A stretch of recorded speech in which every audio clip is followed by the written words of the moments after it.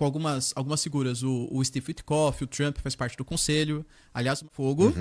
E o Trump, ele formou o que ele chama de Conselho de Paz. O que, aliás, mais uma vez mostra o quanto a ONU se mostra ineficiente. Porque o próprio Trump falou que a ideia é que o Conselho de Paz cuide agora da questão na faixa de Gaza, com Israel, mas que no futuro o Conselho de Paz seja uma espécie de alternativa ao Conselho de Segurança da ONU. Tá. O Conselho... Trump tá nessa, né? Ele quer outra ONU. Que é outra ONU. Né? E inclusive com os países que ele convidou, ele fala que para o país fazer parte, ele tem que pagar $1 bilhão. E tem uns malucos pagando, não tem? Aqui na América Latina, imagina, né? Ofereceu pro Milei, ele vai. O Milei já aceitou, faz parte do Conselho da Paz. O Brasil foi convidado, o Brasil não aceitou fazer parte, a gente ouviu, mas por essa coisa de querer ser um substituto da ONU e por algumas prerrogativas, por exemplo, o Trump, ele tem o poder de expulsar qualquer país que ele quiser. O Trump. O Trump. Entendi. Quando o país ele for se pronunciar, ele tem que o pronunciamento tem que ter anuência dos Estados Unidos. Os Estados Unidos têm que ler exatamente qual vai ser o pronunciamento que o país vai fazer. Pra entrar. É um babaca. Para saber qual vai ser o pronunciamento que ele pode fazer. Então, óbvio que não é um órgão representativo diplomático, né? Mas esse Conselho de Paz ele foi colocado para guiar o futuro da faixa de Gaza. O que o Israel e os Estados Unidos estão fazendo, né? Eles criaram um conselho com algumas figuras. O Steve Witkoff, o Trump faz parte do conselho. Aliás, uma das coisas que foram mais emblemáticas foi a participação do Tony Blair, que era o ex-primeiro-ministro britânico. Os cabelos assim, né? Esse mesmo. Porque o Tony Blair... Não foi o Tony Blair que no começo ele achava que a pandemia... Daqui a pouco isso aí sai na água aí, cara. Isso aí é não sei o que de rebanho. E aí... Não sei se foi ele. Não sei. E aí quando veio... E aí quando deu merda... Ele, não, meu irmão, compra aí a vacina. Eu acho que foi ele. Vale a pena dar uma olhada aí. Porque foi louvável até, sabe? O cara começou falando merda quando ele... Ih, rapaz, não é bem assim não. Mudou de opinião, voltou pelo atrás. menos.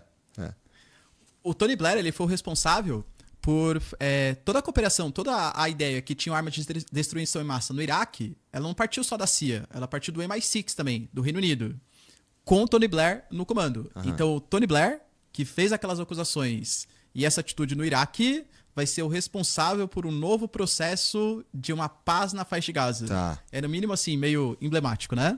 É maneiro, né?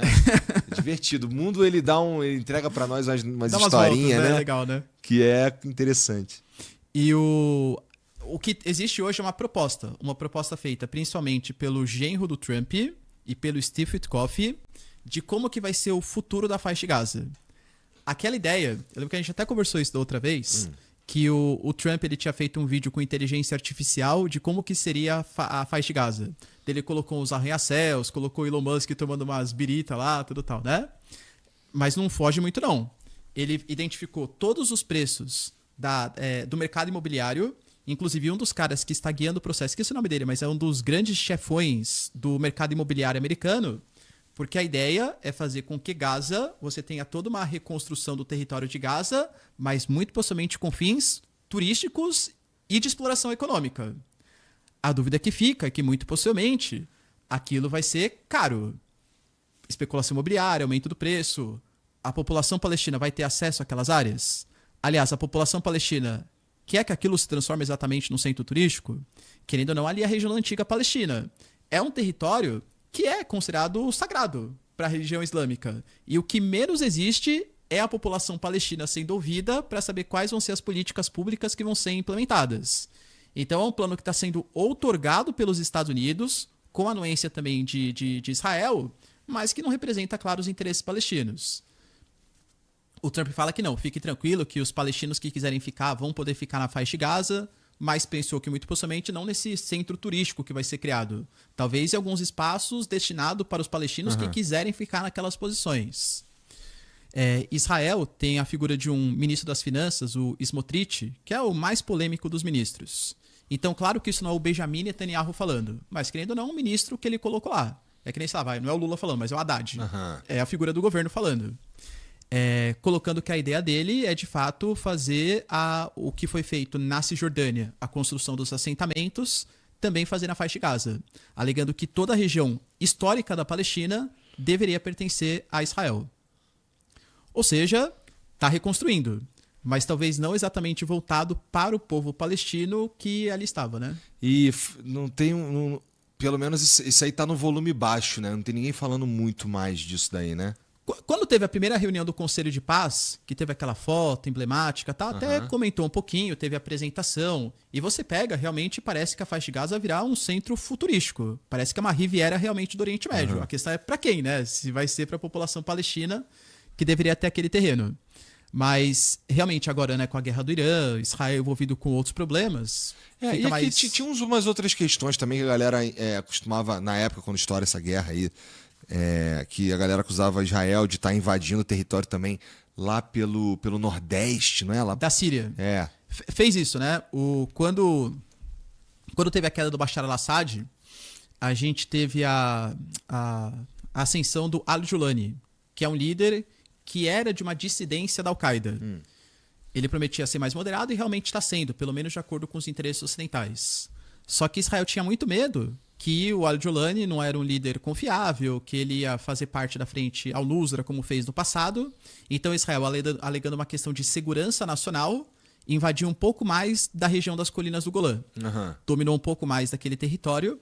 E Israel também tem um grupo na Síria que ele é muito aliado, que são os drusos. Então Israel está sempre de olho para saber se há perseguição, porque já o al-Julani já perseguiu os drusos, para saber se há perseguição contra os drusos, então invadiu um pouco mais o território da Síria e está sempre monitorando a situação principalmente do grupo dos drusos, que representa os interesses de Israel na Síria. Entendi. Então, as coisas lá, elas só estão mesmo no volume baixo, elas continuam rolando. Continua acontecendo. E agora possivelmente vai ficar no volume mais alto na questão do Líbano, porque Israel já fez ataques contra Beirute e vai fazer mais ataques visando destruir e eliminar o Hezbollah. Caramba. Bom, espero que não seja a Terceira Guerra Mundial. Se a gente for pensar agora um pouquinho lá na Rússia e Ucrânia, cara, a gente não vai... Essa não acaba não, cara? Essa não tá chegando nos seus finalmente, cara? Como é que tá a fadiga ucraniana, por exemplo? Porque os caras, eles devem estar, né? E os russos também, né? Os dois países estão... Mas é que os russos têm, pelo menos, eles têm uma engrenagem, uma máquina, um motor muito maior, né? A Rússia, ela tá sendo... A Ucrânia, ela tá sendo... Ela tá pequenininha, né? Ela tá ali dependendo dos outros e tal, pedindo pelo amor de Deus, né? Existe uma falta de convergência da União Europeia, por exemplo. Existem países como a Eslováquia, a Hungria, que ficam barrando a ajuda à Ucrânia. A tendência é que, com a estagnação da União Europeia, uma direita mais nacionalista, mais eurocética, que vê que o dinheiro do contribuinte, sei lá, alemão, tem que ficar na Alemanha e não ser enviado para a Ucrânia. Hoje, o partido, por exemplo, mais popular da Alemanha é a AfD, a alternativa para a Alemanha da Alice Weidel. Esse é o mais popular já? Mais popular. Muito possivelmente não conseguiria formar o cargo de primeiro-ministro, porque existe o que eles chamam de cordão sanitário. Ou seja, outros partidos não vão se alinhar. Mas já passou a CDU, que é o do Friedrich Merz, que está na segunda colocação. De maneira isolada, a AfD já tem mais popularidade que o CDU e que o SPD, então, que é a centro-esquerda, nem se fala. Mas a AfD é coisa de jovem, não é? Não sei, eu acho que começou, né, talvez como dos jovens insatisfeitos com a vida política, mas vai ganhando ressonância por conta de uma estagnação econômica, por conta da entrada de imigrantes. É sempre isso, né? Sempre isso. Ao longo da história é isso aí que acontece, né? Exatamente. Que esse tipo de pensamento acende, né? Pois é. Tá, então tô entendendo. E tem mais alguém, cara, se envolvendo também nessa frente com a Ucrânia, ou deixando de se envolver de forma mais deliberada? O que eu quero dizer? O meu ponto é, quanto tempo você acha que a Ucrânia resiste ainda? Sabe? Os acordos, as reuniões, eles estão acontecendo. Está acontecendo reunião trilateral entre Rússia, Estados Unidos e Ucrânia. Não com representantes de alto escalão, mas representantes, né, mais intermediários assim, da cena política de cada um dos países. E assim, grande parte dos acordos, o próprio Estados Unidos coloca, eles já foram resolvidos.